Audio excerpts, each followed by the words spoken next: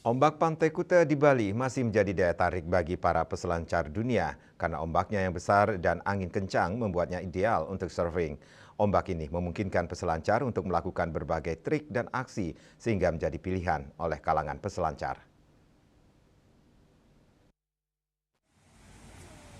Pantai Kuta yang merupakan salah satu destinasi pariwisata di Bali ini tidak hanya dikunjungi oleh wisata lokal namun juga menjadi tujuan wisatawan asing.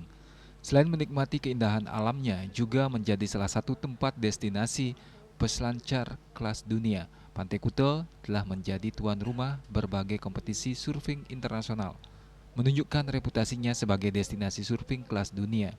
Seperti pada Beach Walk Kuta Fest 2025, ratusan peselancar kelas dunia berlaga dalam ajang ini, menampilkan bakat-bakat peselancar terbaik dari kelas junior, longboard man, longboard woman, open man, dan open woman. Dari ombak sendiri atau dari Kuta sendiri kan lebih banyak bisa masuk ke semua, karena kan kita tadi 5 kategori, ada junior, ada longboard woman, longboard man, open woman, open man, open woman.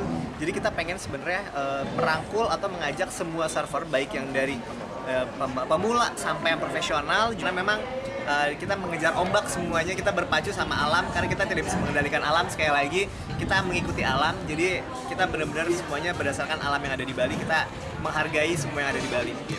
Sementara itu, selain berselancar, hamparan pasir putih Pantai Kuta yang luas membuatnya ideal untuk berjemur dan menikmati sinar matahari, serta Pantai Kuta menawarkan pemandangan sunset. Rai Suwantara, Bali TV.